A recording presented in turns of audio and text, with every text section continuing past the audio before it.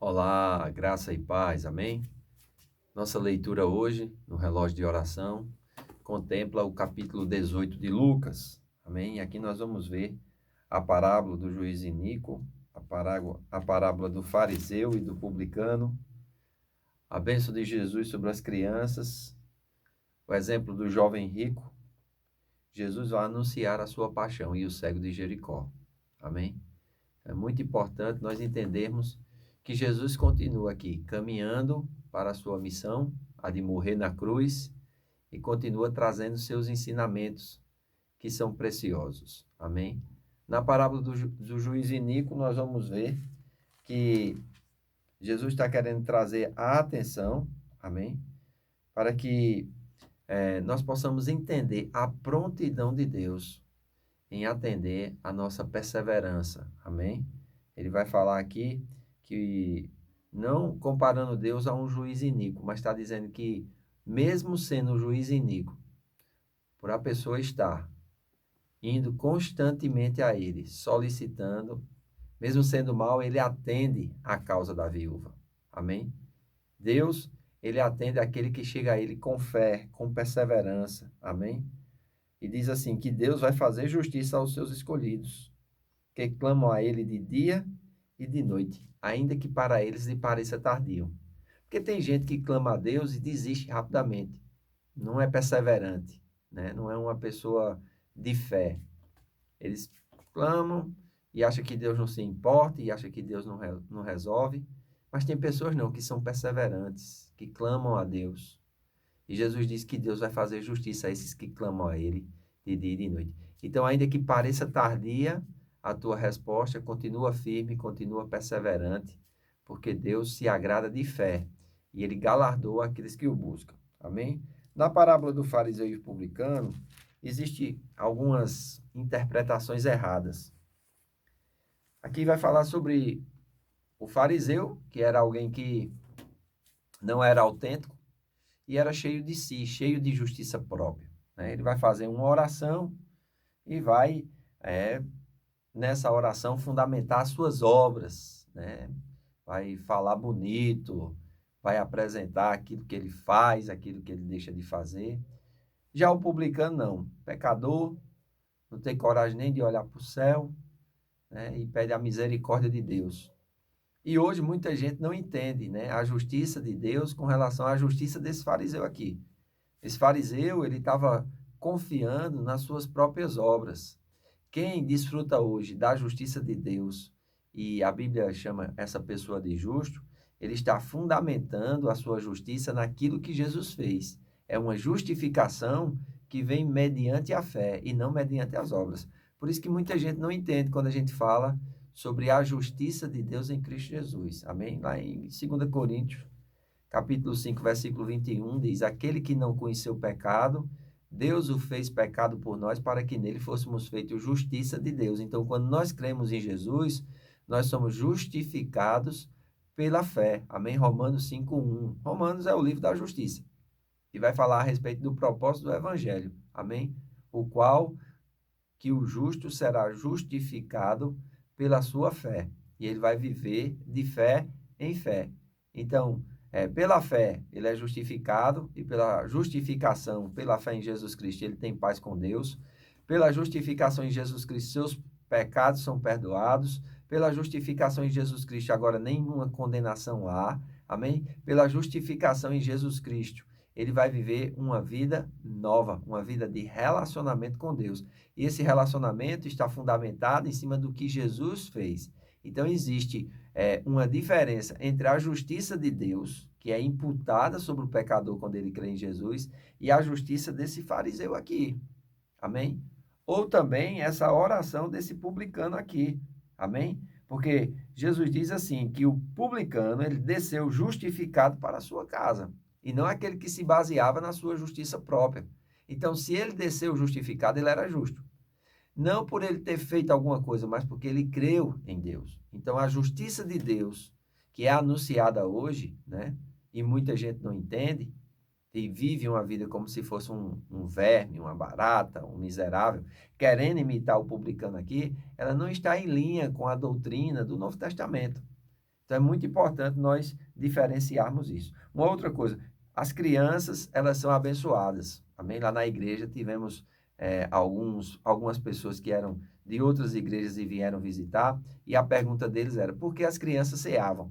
As crianças, são delas o reino de Deus. E não se pode impedir a criança de cear. Amém? Você tem que ensinar a criança o que é a ceia. A representação dos elementos, o propósito do sacrifício de Jesus, amém?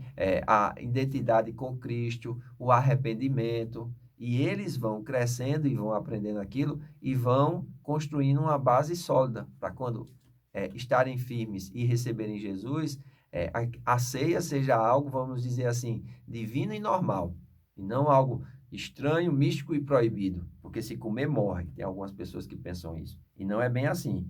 Jesus disse, em verdade vos digo, que qualquer que não recebeu o reino de Deus como uma criança, não entrará nele, no versículo 17.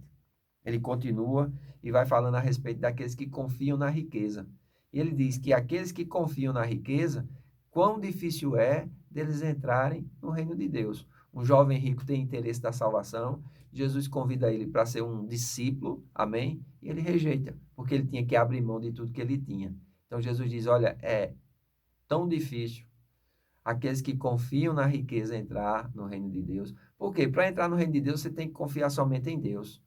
Você tem que abrir mão de tudo aquilo que você pode conquistar mediante as suas obras, mediante o seu poder financeiro. Então, o rico diante de Deus, ele se torna insignificante. Porque a riqueza dele tem que ser usada aqui na terra para benefício do reino de Deus. Amém? Daqui nós não trazemos nada, daqui nós não levamos nada, né? Então, é muito importante nós atentarmos para isso. No versículo 29, ele diz assim, quando Pedro diz, né? Nós deixamos tudo e te seguimos. Ele diz, e eu lhes disse, na verdade, vos digo que ninguém há que tenha deixado casa, ou pais, ou irmãos, ou mulher, ou filhos pelo reino de Deus, e não haja de receber muito mais nesse mundo e na vida vindoura a vida eterna. Amém? Claro, vai receber muito mais. Não quer dizer que você vai ter o título daquela propriedade, mas você vai poder desfrutar daquilo ali, porque portas vão se abrir. Amém? O missionário é abençoado, aquele que ensina a palavra de Deus é abençoado. Porta se abre, ele tem favor. Amém? Não quer dizer que aquilo vai ser seu. Logo, Jesus vai anunciar a sua morte. Né? Ele diz, subimos para Jerusalém, que se cumprirá que o Filho do Homem, tudo o que está escrito nos profetas. Pois há de ser julgado pelos gentios, escarnecido, injuriado e cuspido.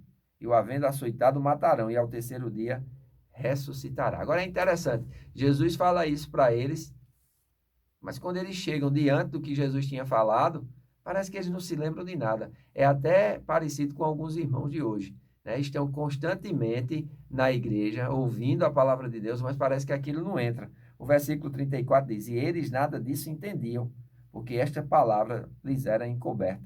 Não percebia o que lhes dizia. Então, nós temos que ter muito cuidado para que a gente, ao chegar na igreja, não fique tão disperso com as coisas exteriores que a gente não receba a revelação, a direção, a luz e a inspiração da palavra de Deus. E o cego de Jericó, né? Algo muito interessante, esse cego de Jericó, amém? Porque vai ser relatado também em Mateus 20 e em Marcos 10, e vai dizer que o nome desse cego era Bartimeu, amém? Ou filho de Timeu. E é interessante porque esse homem tinha escutado falar da fama de Jesus, e ele vê que Jesus está passando e ele começa a clamar. Só que ele não clama Jesus o Nazareno, ele chama Jesus, filho de Davi. Ele está linkando Jesus ao Messias, ao Salvador, amém? A aliança que ele tinha. E ele começa a gritar, tem compaixão de mim, filho de Davi, tem compaixão de mim. As pessoas mandam ele parar, mas esse filho de Davi faz com que Jesus pare e volte para ele e veja que ele está em fé. E Jesus pergunta para ele, o que você quer que eu te faça? Ele diz, mestre, eu quero ver. Amém? Eu quero ver. Parece engraçado, mas não é. Às vezes a gente não sabe o que a gente pede a Jesus para ele fazer em nosso favor. Às vezes a gente até quer uma coisa, mas aquilo não é fruto do nosso coração. Aquilo é somente um desejo da nossa alma. E Jesus quer saber, quando nós estamos em fé, o que é que a gente quer que ele faça. E nós temos que ter isso muito claro Bartimeu tinha isso muito claro. Mestre, eu quero ver.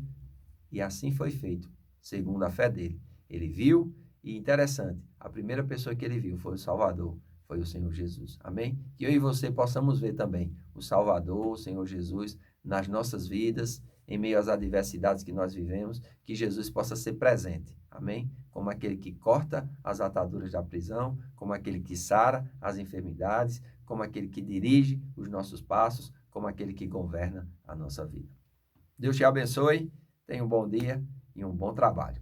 Em nome de Jesus.